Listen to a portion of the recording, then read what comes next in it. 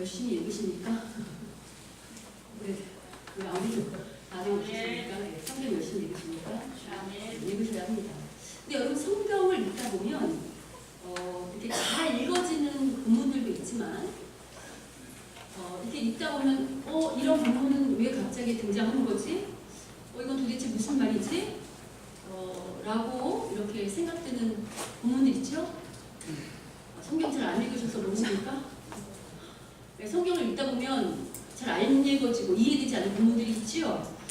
그러니까 또 이제 이런 본문들을 뭐라고 하냐면 성경의 난제들이다 이렇게 말을 해요. 그리고 오늘 우리가 읽은 본문 속에는요 성경 중에 난제 중에 난제로 꼽히는 본문이 포함되어 있어요. 어떤 본문인가? 일단 그 24절부터 그 26절까지 있는 그 갑자기 하나님이 나타나셔서 모세를 죽이고자 했다라던가 아니면 모세의 부인이 십보라가 갑자기 아들의 아들의 그 생식기에 포피를 이렇게 댔다가 포피를 베어냈다가 그의 발에 댔다가 피난표대 이렇게 말했다는 이런 부분들 읽으시면 잘 이해가 되십니까? 잘 이해가 되지 않죠. 그래서 오늘은 이제 이런 본문들을 가지고 한번 이야기를 나눠보려고 하는데 먼저 오늘 우리가 읽었던 본문의 내용을 좀 간단히 요약하면 지난주까지 하나님 앞에 끊임없이 5번이나 거절했던 모세가 드디어 어떻게 했죠? 하나님 앞에 그 정도로 항복했습니다. 항복하고 하나님이 손에 쥐어주신 그 자신의 지팡이를 뭘로 바꿔주셨냐면 하나님의 지팡이로 바꿔주신 그 지팡이를 가지고 이제 어떻게 하는가? 애굽으로 출발합니다. 이제 여러분 이제 모세가 애굽으로 출발하는데 이제 애굽으로 가려면 무조건 가면 돼요? 아니면 처리해야 될 일들이 있나요? 뭘 처리해야 될까요? 여러분이 모세라면 뭘 먼저 처리하겠습니까? 이제 가족에게 먼저 얘기해야죠. 그래서 여러분 오늘 본문 4장 18절을 보면 모세가 가족에게 돌아가서 원래 모세가 아시죠? 처가살했던 거 아십니까? 그러니까 이제 누구한테 허락을 받아야 돼요? 장인 이드로한테 가서 이제 허락을 받고 다행히 이제 이드로가 기억하십니까? 처가살했던 또 유명한 인물 창세기에 나왔던 야곱 기억하세요? 야곱은 처가살이 할 때 라반이 잘 보내줬습니까? 아니면 잘 안 보내줬습니까? 안 보내줬습니다. 근데 오늘 이드로는 이제 반대로 대조적으로 지금 이 모세를 잘 축복하면서 보내줘요. 그래서 이제 모세가 자기 그 아내와 아들들을 데리고 이제 애굽으로 떠납니다. 그런데 이제 이렇게 애굽으로 떠나는 여정 가운데 제가 앞서서 말씀드렸던 것처럼 아주 당황스러운 예가 등장합니다. 예를 들면 오늘 본문 24절을 같이 한번 읽어보겠습니다. 자, 24절 오늘 본문 4장 24절 읽겠습니다. 시작. 모세가 그를 가다가 숙소에 있을 때 여호와께서 그를 만나사 그를 죽이려 하신지라. 자, 여러분 어떠십니까? 이런 구절 읽을 때 아무렇지도 않게 넘어가십니까? 아니면 당황스럽습니까? 어떤 게 당황스러운가? 여러분 지금 잘 아시다시피 모세 이제 겨우 맘 잡고 하나님 말씀에 순종하고자 지금 어디로 떠나는 중이에요? 애굽이요. 지금 살던 거주지도 다 정리하고 하나님이 주신 사명 감당하겠다고 애굽으로 떠나는 중인데 지금 하나님이 나타나셔서 어떻게 하신다고요? 모세를 죽이겠다고 하신다는 겁니다. 아니 이거 왜 뜬금포입니까? 아니 죽이시려면 차라리 우리 그동안 3장 4장 여쭤여쭤 살펴봤잖아요. 하나님 인내하고 말씀하심에도 불구하고 모세 어떻게 했습니까?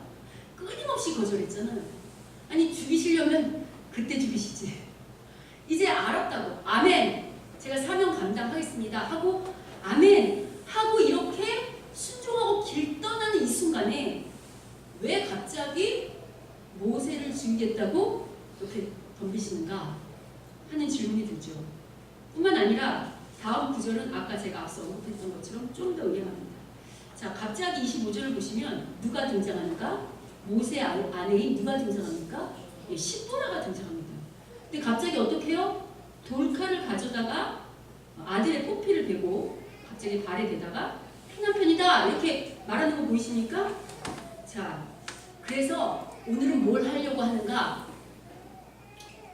오늘은 우리가 지금 이 난해한 이 24절, 25절 이 구절을 먼저 잘 살펴본 후에 하나님께서 이 본문을 통해서 우리에게 뭘 말씀하고자 하시는지 함께 나누고 합니다. 자, 여러분 먼저 하나님께서 왜 갑자기 모세를 죽이고자 하셨는지에 대한 이유는 오늘 우리가 앞서서 지금 잠깐 살펴본 본문 25절하고 연관이 있는 것 같습니다. 자, 일단 25절에서 십보라가 돌을 가져다가 그의 아들의 그 포피를 벤다 라고 할 때, 그리고 그의 발에 갖다 댔다 할 때, 그의 발 있죠? 이 발은 남자의 성기의 완곡한 표현입니다. 그러니까 지금 어떻게 하는가? 십보라가 포피를 베어서 지금 모세 남편의 성기에 갖다 댄 그런 표현이라고 할 수 있어요. 자, 그럼 여러분, 포피를 베었다라고 할 때 혹시 떠오르는 단어 없으세요? 그렇지. 오늘 26절에도 등장하는데 바로 할례예요. 그러면 오늘 하나님께서 모세를 죽이려고 하신 연유가 지금 뭐랑 연관이 있다는 것입니까? 할례랑 연관이 있다는 겁니다. 그래서 오늘 본문을요 조목조목 따지려면 아주 여러 가지 이야기를 해야 돼요. 이게 난해한 구절이라 했잖아요. 그래서 여러 논의를 해야 되니까 이게 자세하게 알고 싶은 분은 저를 따로 찾아오세요. 그럼 이제 보통 제가 한 1시간 걸쳐서 설명해 드릴 수 있어요. 오늘은 성경 공부 시간이 아니고 이제 설교 듣는 시간이니까 오늘은 간략하게 이 본문이 뭘 의미하는지만 이제 보려고 해요. 자, 그러면 지금 이제 본문이 할례랑 연관이 있다는 건 알았어요. 자, 그럼 여러분 할례가 뭔지를 먼저 알아야 되겠네요. 그죠? 자, 그러면 할례가 맨 처음 시작된 건 언제죠? 여러분 성경에서 할례라는 것 예식이 맨 처음 등장한 곳이 어디입니까? 다들 멍 하시는데 그렇죠. 창세기 17장에 하나님의 첫 번째 백성이었던 아브라함 기억하십니까? 하나님께서 아브라함한테 이제 할례를 행하라고 하셨어요. 근데 우리가 그 당시에 보면 할례라는 게 이게 하나님 나라 백성이라는 증거, 표징으로 받는 거잖아요. 그러면 이거는 아브라함, 혹 유대인들만 받았습니까? 아니면 내가 하나님 믿겠노라고, 내가 하나님 백성이 되겠노라고 하면 그 아브라함에 있던 종들이나 이방인들 다 받을 수 있었습니까? 없었습니까? 있었어요. 그러니까 할례가 하나님 나라 백성이라는 표징은 맞는데 여기서 중요한 게 있어요. 할례를 받아서 구원받는 겁니까? 아니면 이미 하나님 백성이 되기로 구원받은 자가 받는 게 할례입니까? 그렇죠. 구원받은 자가 받는 게 할례예요. 다시요. 할례 받는다고 구원받는 게 아니고 구원받은 자가 그걸 나는 구원받았습니다 하고 받는 게 뭐라고요? 할례예요. 이게 오늘날 뭐랑 똑같으냐면 뭐랑 똑같을까요? 그렇죠. 그러니까 똑같진 않지만 같은 개념을 우리가 신약에서 갖고 오자면, 그러니까 성경에서 찾자면 바로 세례예요. 그러니까 우리가 세례를 받았다고 구원받는 게 아니고 내가 하나님 백성이 되었습니다 하는 거를 공포하는 게 바로 세례죠. 자, 그러면 일단 구약에서는 아직은 이제 세례가 아니고 할례니까 특별히 하나님 나라 백성이라고 하는 이스라엘은 난지 8일 만에 남자들은 어떻게 하죠? 꼭 할례를 받아야 돼요. 자, 다시 이스라엘 백성은 난지 8일 만에 특히 남자아이들 어떻게 해야 된다고요? 꼭 할례를 받아야 돼요. 자, 그러면 이제 우리가 할례가 이제 영적 의미는 뭔지 한번 살펴보려고 하는데요. 여러분, 우리가 세례 받는다는 건 뭐죠? 어떤 의미예요? 세례 받는다는 건? 그렇지. 부정했던 죄인이 하나님의 은혜로 말미암아 새로운 백성으로 태어났습니다. 정결한 백성이 되었습니다. 이게 세례죠. 할례도 똑같아요. 할례는 뭐냐면 내가 부정한 자였는데 하나님의 은혜로 어떤 백성이 되었다고요? 정결한 백성이 되었습니다를 이제 의미하는 게 할례라고요. 그러니까 이걸 다시 말하면 내가 죄된 옛사람은 어떻게 된 거죠? 죽고, 죄된 옛사람은 어떻게 됐다고요? 죽고 하나님의 은혜로 거듭난 되었습니다. 라는 게 할례의 첫 번째입니다. 자, 그럼 두 번째는 뭘 생각할 수 있냐면, 근데 여러분 구약에서 잘 보시면 할례를 어디다 행합니까? 남자의 생식기에다 행해요. 왜 그럴까요? 왜 남자의 생식기에 할례를 행합니까? 그쵸? 이 뭘 의미하냐면요. 원래 여러분 이게 후손을 낳는 거잖아요. 남자의 생식기라는 건 후손을 상징하는데 지금 거기다 할례를 행한다는 건 더 이상 이제 이게 상처를 주고 이제 기능을 못하게 한다는 거잖아요. 그럼 남자가 기능을 못하면 후손을 낳을 수 있습니까? 없습니까? 남자가 생식 기능을 못하면 낳을 수 있어요? 없어요? 없어요. 근데 지금 그거를 거기다 행한다는 건 이제 앞으로 하나님의 백성은 사람의 능력으로 태어난다는 것입니까? 아니면 누가 친히 당신의 백성을 태어나게 한다는 것입니까? 하나님. 그러니까 놓치지 말아야 되는 게 뭐냐면 이스라엘 백성들이 할례를 받을 때 뭘 놓치지 말아야 되냐면 이제 앞으로 태어나는 하나님 나라 백성은 우리의 노력이나 우리의 힘으로 되는 게 아니고 전적으로 누구의 능력이라고요? 하나님의 능력이라고 말하는 것입니다. 자, 그러면 실제로 여러분 잘 생각해 보시면 제가 앞서서 아브라함이 처음 할례를 받았던 게 창세기 17장이라고 했잖아요. 그때 아브라함이 할례 받을 때 나이가 몇 살인 줄 아십니까? 99세. 99세 몇 살이요? 그럼 99세가 생식기능이 있기가 희박하죠. 설사 있다 하더라도 성경은 뭘 말하냐면 여러분 아브라함이 이삭을 몇 세에 낳습니까? 100세에 낳아요. 그러면 그 다음에 낳은 거잖아요. 근데 여러분이 아시는 것처럼 아브라함의 아내였던 사라가 어떻죠? 경수가 생리가 끊어졌어요. 그러면 생리가 끊어지면 후손을 낳을 수 있나요? 없나요? 낳을 수 없어요. 그러니까 그럼에도 불구하고 지금 누가 태어났죠? 이삭이 태어나는 거예요. 그러면 여기서도 말하는 게 뭐예요? 하나님의 자녀는 누가 낳는다는 거예요? 하나님 낳으신다는 거예요. 이걸 다시 말하면 하나님의 나라는 누가 세워가신다는 것입니까? 하나님이 세워가신다는 거예요. 자, 그러니까 이제 이 할례가 의미하는 건 뭐냐면 첫 번째는 내가 부정한 백성이었는데 전적인 하나님의 능력으로 옛사람은 죽고 새로운 백성이 되었습니다. 이게 하나의 고백이고, 두 번째는 앞으로 일어나는 모든 하나님 나라가 세워지는 건 인간의 능력이 아니고 누구의 능력? 오직 하나님의 능력입니다. 라는 그런 고백이 담긴 예식이라는 거예요. 자, 그러면 이제 이걸 가지고 오늘 본문을 적용해 보면 오늘 본문에서 모세가 할례를 받았는지 안 받았는지는 우리가 명확하지 않아요. 근데 분명한 것은 이게 모세가 어쨌든 자신의 가족에게 후손에게 하나님의 백성임을 상징하는 이 할례 예식을 했다는 겁니까? 하지 않았다는 것입니까? 하지 않았다는 거예요. 이게 하나님의 진노를 샀다는 거예요. 왜 이게 하나님의 진노를 사는가가 오늘 본문에 암시하는 구절이 있어요. 어딘가 4장에 22절, 23절을 같이 한번 읽어보겠습니다. 자, 4장 22절, 23절 읽겠습니다. 시작. 너는 바로에게 이르기를 여호와의 말씀에 이스라엘은 내 아들 내 장자라. 내가 내게 이르기를 내 아들을 보내주어 나를 섬기게 하라 하여도 내가 보내주기를 거절하니 내가 내 아들 내 장자를 죽이리라 하셨다 하시니라. 지금 이 22절, 23절을 보시면 애굽으로 떠나는 모세에게 하나님이 뭘 당부하시냐면 애굽에 가면 바로 앞에 가서 뭐라고 말을 해요? 이스라엘은 나의 장자니까 보내주라. 만약에 안 보내주면 어떡하신대요 하나님이? 애굽의 장자를 죽이겠다 이렇게 말씀하는 거 보이세요? 여러분 이 구절 보시면 혹시 떠오르는 사건 없으세요?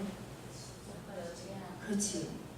애굽의 10가지 재앙 중에 맨 마지막에 있던 그 죽음의 사자가 애굽의 첫 번째 것들을 모두 쓸고 가는 거. 근데 이제 그때 어떻게 되냐면 애굽의 첫 번째 장자들은 이 죽음의 앞에서 다 죽지만 누구는 살아남아요? 그러니까 6월절 어린 양의 그 피를 문설주에 발랐던 누구만? 하나님 말씀에 순종했던 하나님 나라 백성만 살아남죠.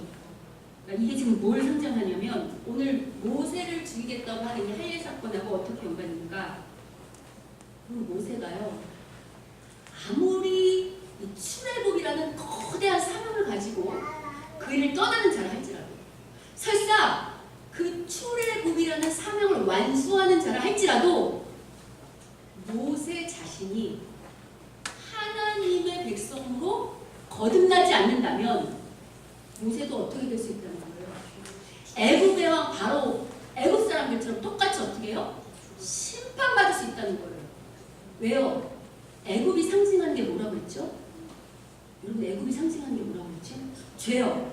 그러니까 그 죄 가운데서 내가 새롭게 정결하게 되지 않는다면, 그게 아무리 하나님의 큰 일을 감당하는 모세라고 할지라도 어떻게 된다고요? 심판받을 수 있다를 하나님께서 지금 길 떠나기 전에 각인시켜주죠.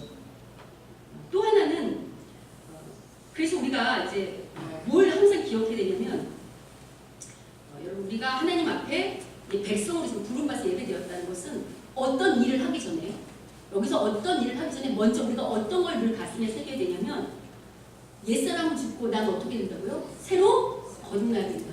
나는 날마다 어떻게 살아야 돼요? 죄에서 죽고 하나님의 백성으로 날마다 나아가야 된다라고 생각하는 거예요. 이거는요, 단순히 우리가 할례를 받았냐 안 받았냐, 세례를 받았냐 안 받았냐의 차원이 아니에요.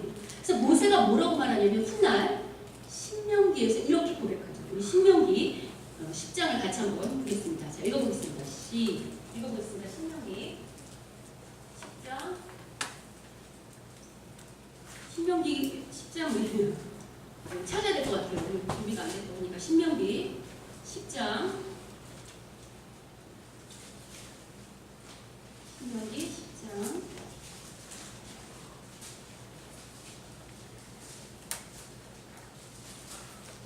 신명기 10장 16절을 같이 읽어보겠습니다.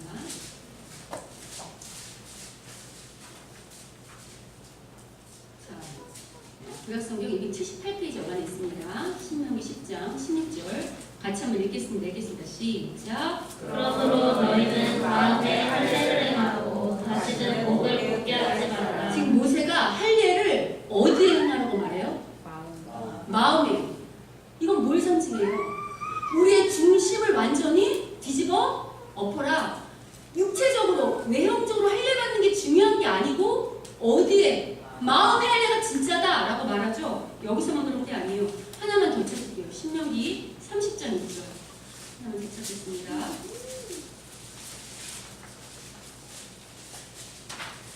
310페이지 여관에 있습니다. 30장 6절. 자, 찾으셨습니까? 30장 6절. 같이 한번 읽겠습니다. 30장 읽겠습니다. 시작. 내 하나님 여호와께서 내 마음과 내 자손의 마음에 할례를 베푸사 너로 마음을 다하며 뜻을 다하여 내 하나님 여호와를 사랑하게 하사 너로 생명을 얻게 하실 것이며. 여기 뭐라고 하냐면, 마음의 할례를 베풀면, 그럼 우리가 어떻게 되냐면, 진짜 마음의 할례를 받은 사람은 누구를 정말 사랑하게 된대요? 하나님을. 그리고 뭐를 얻게 된답니까? 여기서 생명은 영생을 말하는 거예요.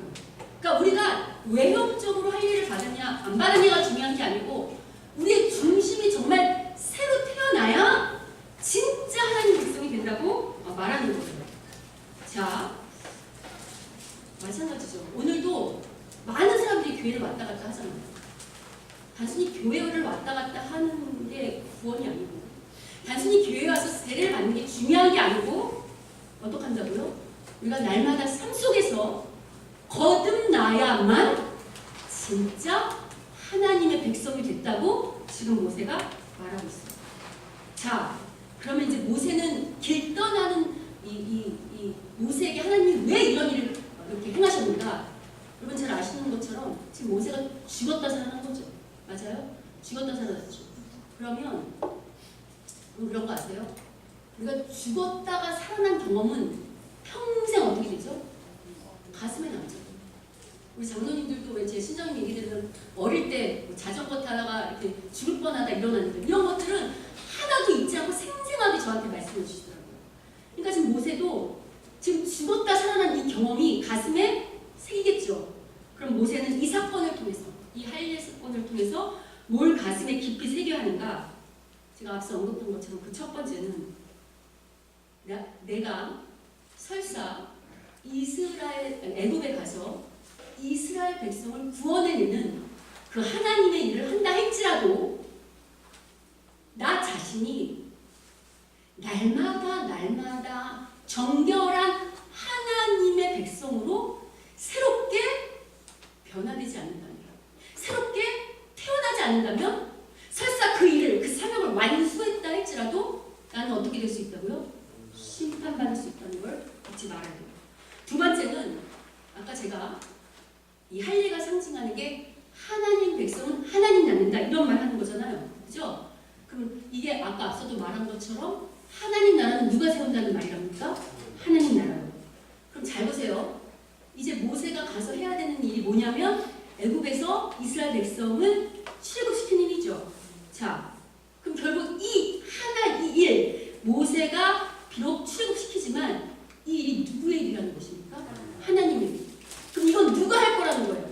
하나님이 하실 거라는 거예요. 그러니까 모세는 앞으로 가서 뭘 생각해야 되냐면 내가 비록 그 일을 하나님을 대신해서 사명을 부름받아서 애굽에 가서 하고는 있지만 이 일은 누가 하신다고요? 하나님을. 그래서 모세는 매일매일 뭘 가슴에 염두에 두어야 하는가? 하나님의 일은 누가 하신다? 하나님이 하신다. 다시요. 하나님 일은 누가 하신다고요? 하나님이 하신다. 자, 그러면 여러분 하나님의 일은 하나님이 하신다 라는 이런 말 들을 때 어떠세요? 은혜가 되세요? 은혜가 별로 안 되세요? 다시 질문해 볼게요. 하나님의 일은 하나님이 하신다 라고 할 때 어떠십니까? 은혜가 되십니까? 이런 말 들으시면 가슴이 벅차오르십니까? 이런 말 들으시면 희망과 기대와 소망이 넘치십니까? 여러분, 하나님의 일은 하나님이 하신다는 이 말이요, 어떤 면에서는 기대도 되고 희망도 되고 소망이 되지만 모세 입장에서 보면 다른 한편으로 어떤 줄 아세요? 눈물과 한심과 아픔이 됩니다. 인내를 요구하는 말이 됩니다. 왜냐하면 하나님의 일은 하나님이 하신다고 할 때 도대체 하나님의 일은 뭘까요? 이 말의 의미는 뭘까요? 여러분, 하나님의 일은 하나님이 하신다고 할 때 우리는 그냥 손 놓고 이렇게 뒷짐지고 이렇게 그냥 가만히 서 있으면 됩니까? 그건 아니죠. 그러면 도대체 하나님의 일은 뭐예요? 하나님의 일은 뭐고 우리가 해야 할 일은 뭡니까? 여러분, 하나님의 일이라고 할 때요, 하나님의 일은 대부분 사람들이 할 수 없는 일을 확률이 높아요. 그 중에 어떤 게 가장 핵심이냐면요, 예를 들면 이런 거예요. 그럼 성경에서 우리 보고 뭐라고 하냐면 네 외수를 만나거든 7번씩 몇 번 용서하라고 말하죠?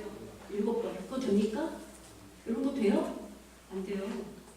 성경에서 뭐라고 말하냐면 오른뺨을 맞으면 어떡하라고 하죠? 왼뺨을 대주라고요.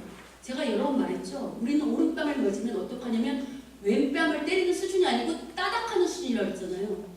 우리 그런 사람들이에요. 성경에서 오리를 가자면 몇 리 가지라고 하죠? 10리 가지실 수 있어요? 속옷을 달라면 어떡하라고 했죠? 주실 수 있어요? 우리가 서로 하나 되라면서요.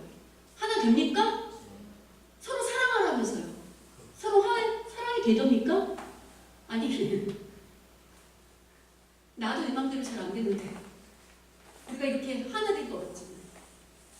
물론 하나님이요, 우리의 사업이나 우리 어떤 우리 아이들의 직장이나 진로를 놓고 기도해서 그런 것들을 만들 수 있어요. 그러나 정말 하나님의 일은 뭐냐면 바로 사람을 변화시키는 거예요. 왜냐하면 하나님이 설사 우리에게 좋은 직장이나 아이들 진로를 주신다 해도 그 직장에 들어간 그 사람, 그 진로에 들어선 그 자녀가 여전히 정직하지 못하고 여전히 게으르고 여전히 성실하지 못하다면 그 앞에 미래가 밝을 수 없죠. 그래서 진짜 하나님의 일은 뭐냐면 바로 사람을 변화시키는 게 바로 하나님의 일이에요.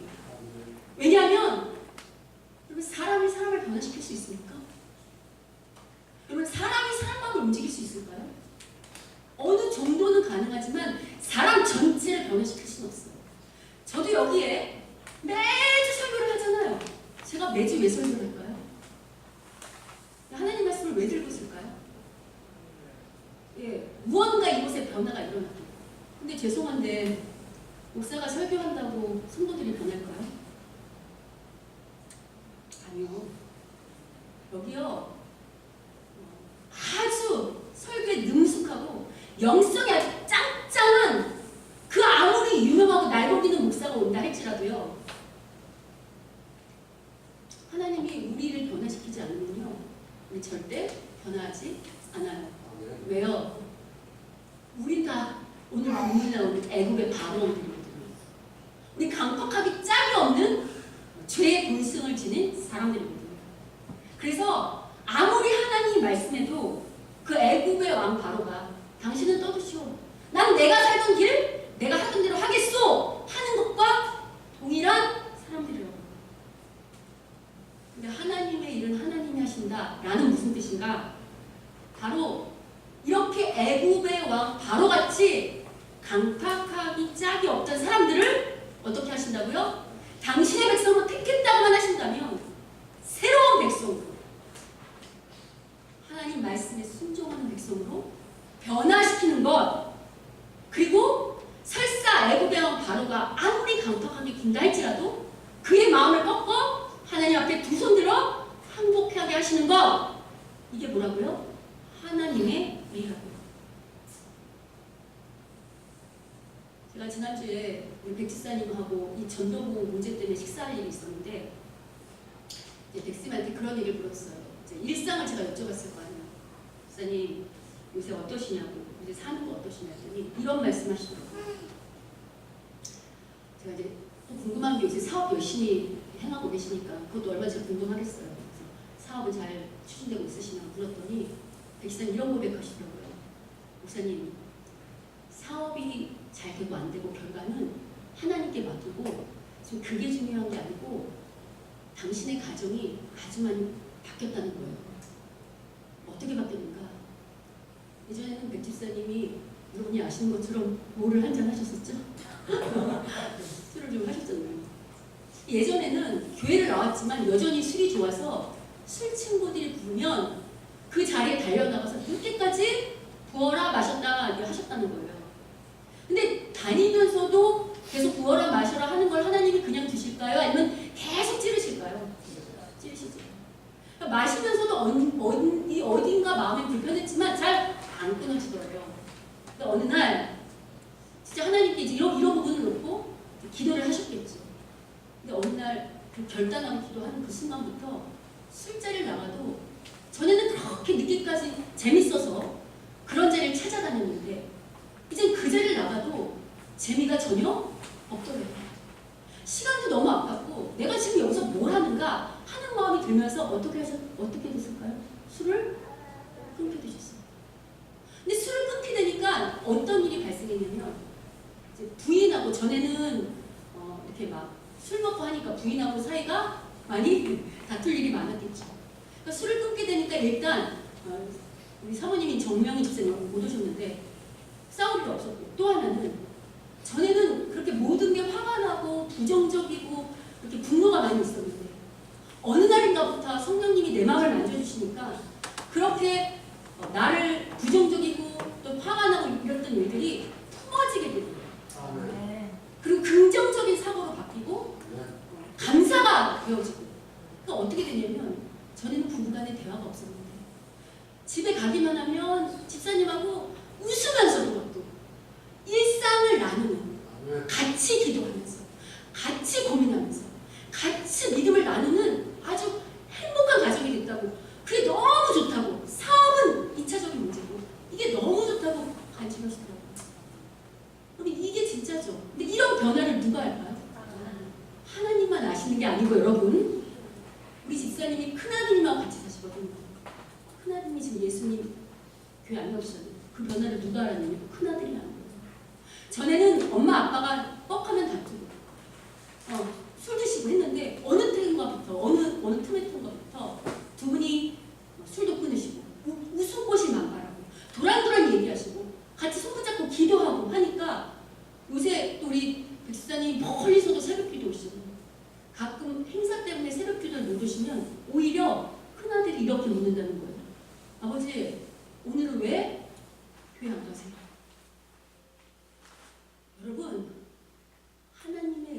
다른 게 아니고 이게 하나님의 일이고요. 기적은 다른 게 아니고 이렇게 사람이 변하는 것.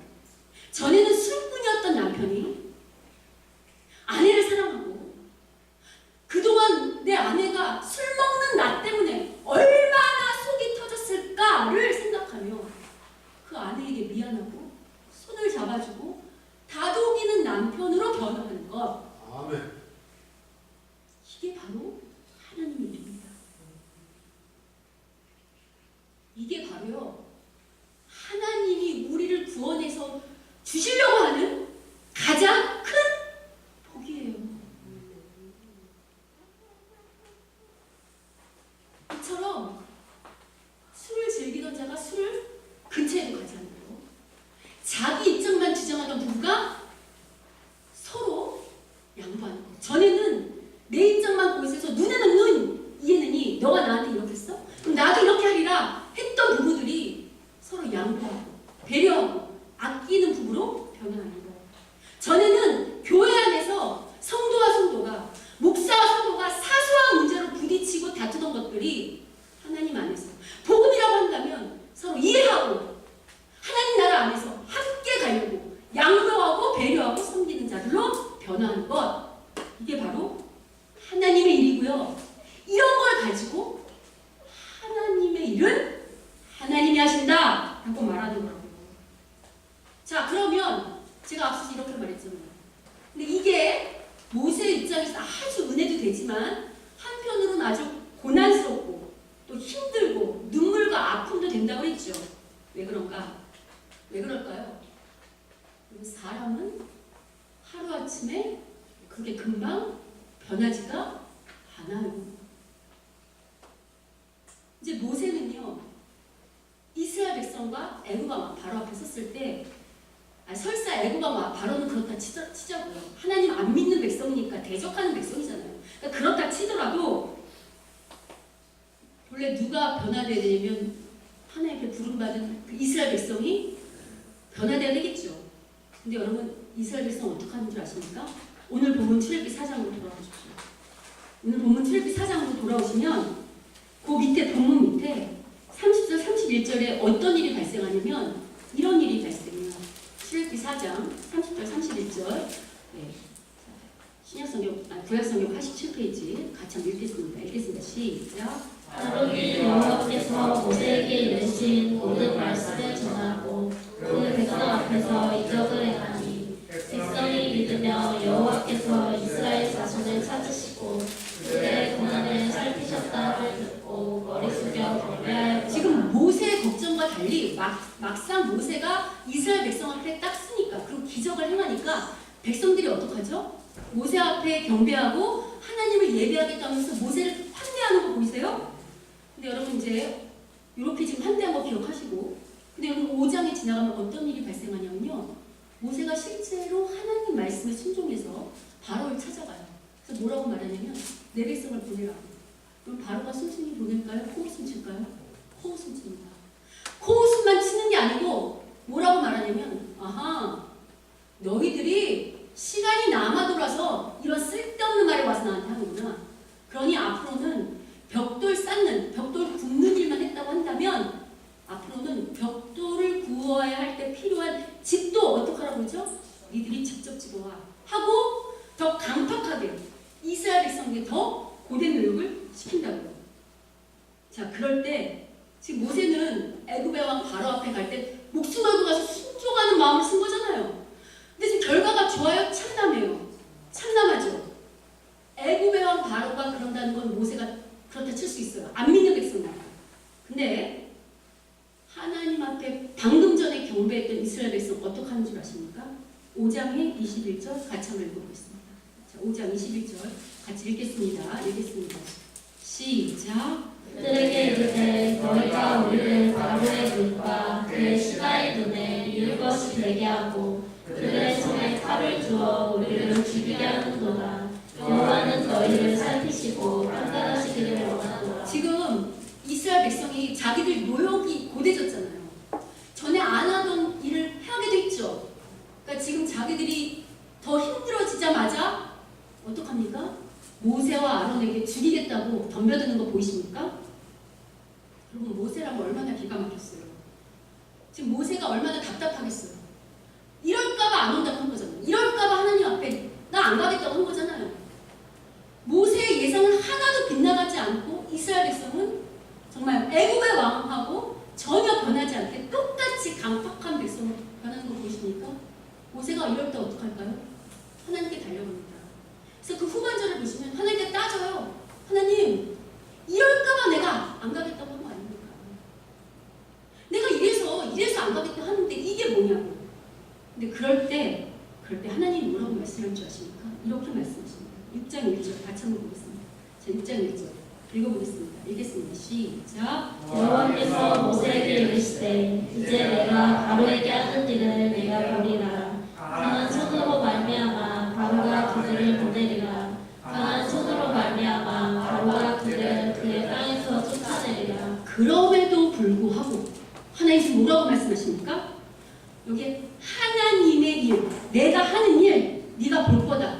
지금 그럼에도 불구하고 하나님께서 바로의 마음을, 이 강팍한 마음을 바꾸고 그래서 이스라엘 백성을 출애굽시키는 일 하시겠다고 약속하는 거 보이십니까? 이게 바로 모세의 아픔이라고요. 왜냐?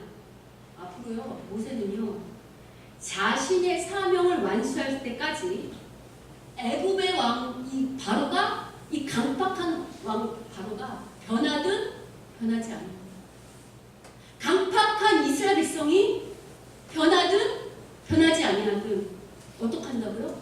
자기 자리에 서 있어야 합니다. 그냥 서 있으면 안 되고요. 여러분 그거 아시죠?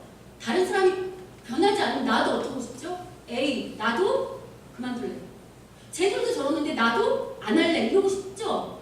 근데 그걸 포기하면 안 되고 설사 자기가 만난 애굽과 이스라엘 백성이 변하지 않는다 할지라도 자신을 날마다 정결케 하여 하나님이 요구하는 그 리더의 수준에 이르는 그 일을 모세는 어떻게 하죠? 포기하면 안 됩니다. 여러분 아시는 것처럼 우리가 이미 출애굽 광야 역사 이야기를 하잖아요. 여러분 이스라엘 백성은 기적을 베풀면 박수 치다가도 조금만 자기들한테 피해가 가거나 자기들의 기도와 다르면 어떡하죠? 바로 돌 들고 일었잖아요. 그죠? 그럴 때마다 모세는 어떻게 해야 된다고요? 자기의 박수를 치던 돌을 던지던 그 모든 것은 누구에게 맡기고 하나님께 맡기고 자기 자리를 지켜야 한다고.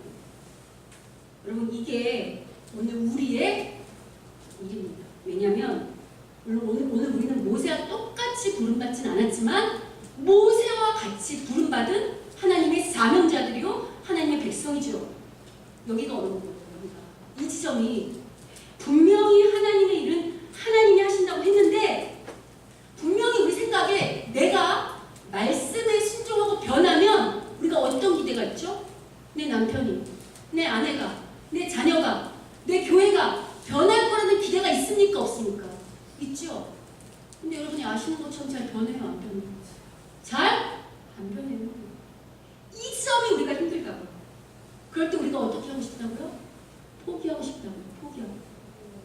그럴 때 이렇게 하나님 앞에 따지고 싶잖아요. 오늘 모세처럼. 쟤는 왜 안 변하는데 나만 변하라고 하냐고. 쟤들은 십자가에 안 죽는데 왜 나만 죽으라고 하냐고 따지고 싶잖아요. 실제로 기도하러 들어갑니까? 안 들어갑니까? 기도하러 따지러 들어가죠. 근데 그렇게 기도할 때마다 하나님 우리한테 뭐라고 말씀하십니까? 너나 잘하라고 하시잖아요.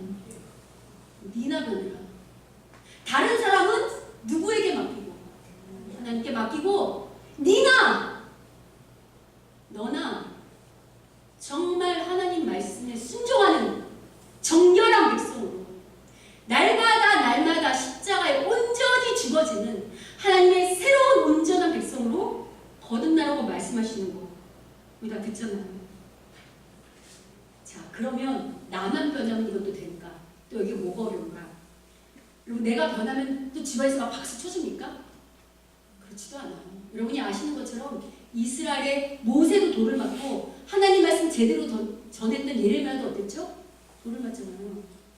여러분 우리가 온전히 순종해서 예를 들면 아까 오른뺨을 맞으면 어떡하라고요? 왼뺨 대주는 자가 되고 오리를 가라면 어떡하라고요? 심리를 가는 자가 되고 속옷을 내주면 어떡하라고요? 겉옷을 주는 자가 되잖아요. 그렇다고 박수 받을까요? 아니요. 그럼 이번엔 가족들이 뭐라고 하는 줄 아세요? 너 왜 이렇게 멍청하게 사냐? 너는 왜 이렇게 바보같이 사냐고? 좀 얕게 살으라고. 왜 이렇게 손해보는 인생을 사냐고 또 핍박이 옵니다. 제가 어제 새벽기도 시간에도 잠깐 얘기했지만 우리 지난주에 그 30대 그 자매님하고 제가 잠깐 그 상담을 했거든요. 그 자매님이 예수님을 안 믿던 분인데 시어머님이 이제 권사님이셔서 이제 그 권사님의 권위로 시어머님의 권위로 교회를 나왔어요. 근데 이제 이 자매님이 왜 저한테 이제 상담을 했냐면 지금 이런 걸 질문하시는 거예요. 이 자매가 예수님 믿은 지 한 이제 2년 됐는데 여러분 그거 아시죠? 나중된 자가 먼저 될 수 있는 확률도 있죠. 근데 이 자매님이 정말 이 마음의 할례를 받은 거예요. 그래서 정말 새로운 백성을 거듭나서 교회에서 이제 주일학교 교사까지 하게 됐는데 교사를 하니까 애들이 이쁠까 안 이쁠까요? 너무 이쁜 거예요. 그러니까 얘들을 살리고 싶고 이 아이들을 복음을 더 전하고 싶을까 안 전하고 싶을까요? 전하고 싶죠. 그래서 어떻게 됐는가? 집으로 아이들을 자꾸 초대했어요. 근데 여러분 애들 데리고 오면 그냥 초대만 하는데요. 뭐가 필요해요? 먹을 게 필요하죠. 그래서 피자, 치킨 매주 사준 거예요. 근데 이걸 누가 아셨냐면 시어머님이, 권사님이 아셨어요. 근데 권사님이 뭐라고 하시는가? 우리 아들도 없는데 맡겼어요.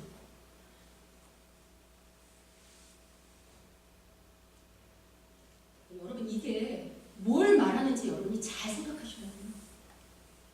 이럴 때 어떻게 해야 되는 거냐고 물어요. 도대체 기독교는. 여러분 설사 강박한 옆 사람 내 옆에 있다 할지라도 우리가 하나님의 사람으로 변하는 것 포기해야 될까요? 포기하지 말아야 될까요? 포기하면 안 됩니다.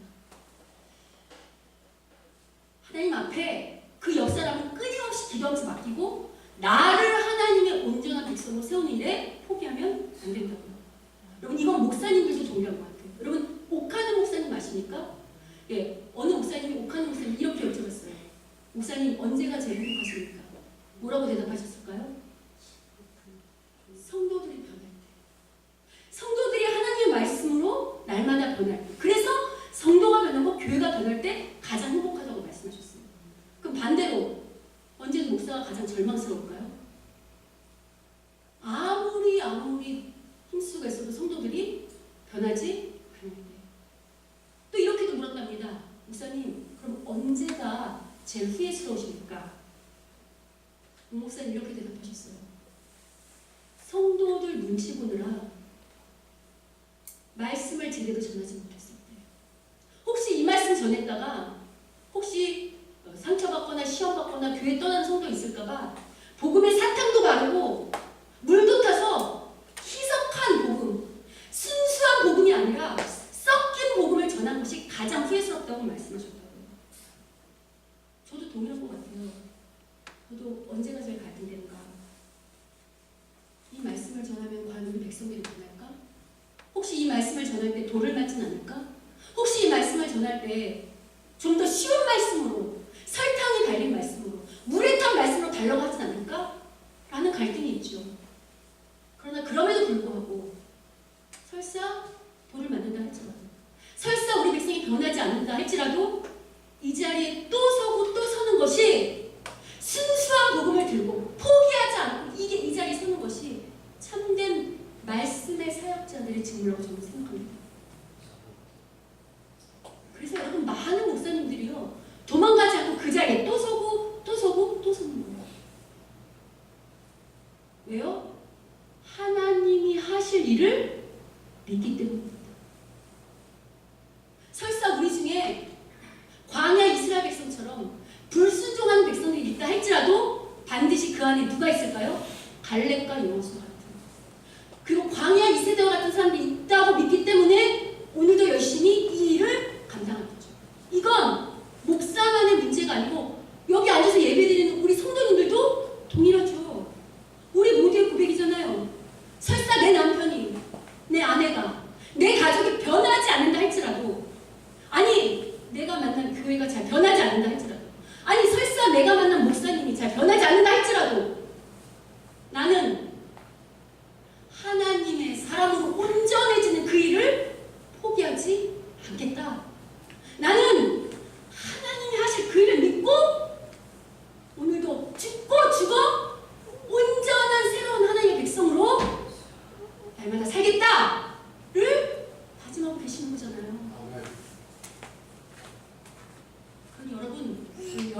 옆 사람하고 이렇게 인사합시다.